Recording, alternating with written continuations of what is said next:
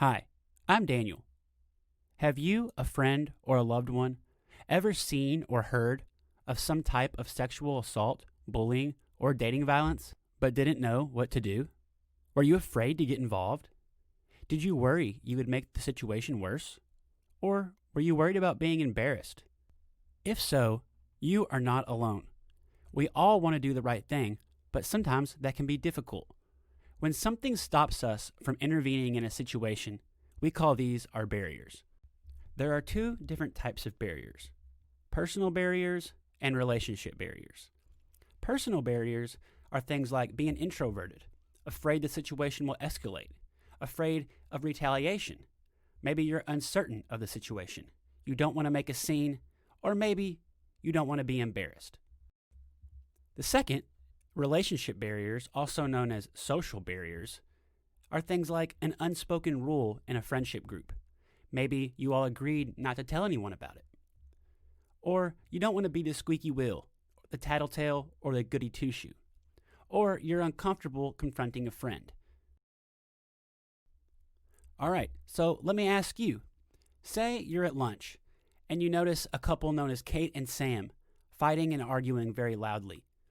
You're really concerned that someone could get hurt, but you have a barrier. What's a barrier that you would have in this situation? It could be personality traits, like you're shy or you hate conflict, or you're worried about how others will react.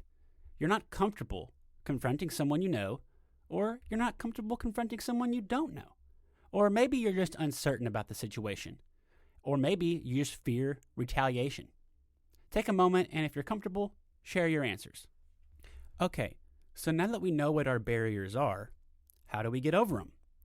Easy. The solution is called the 3 Ds: direct, delegate, and distract. Now, what does that mean?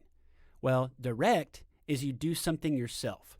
For example, you go over and ask someone to stop what they are doing, or check on someone you might be worried about. Second is delegate. Ask someone else to get involved. For example, ask friends of either of them to help, or talk to a trusted coach, teacher, or staff member, or a trusted peer. Tell the team captain or ask a family friend to check in. Or leave an anonymous note for the counselor or another trusted adult, like a teacher. And third, we have distract. Think of a distraction that will diffuse the situation or calm things down in the moment. For example, you could accidentally spill something on someone, or ask someone if you can borrow their phone who's in a risky situation. Ask for a ride, or just start an unrelated conversation to change the subject or distract.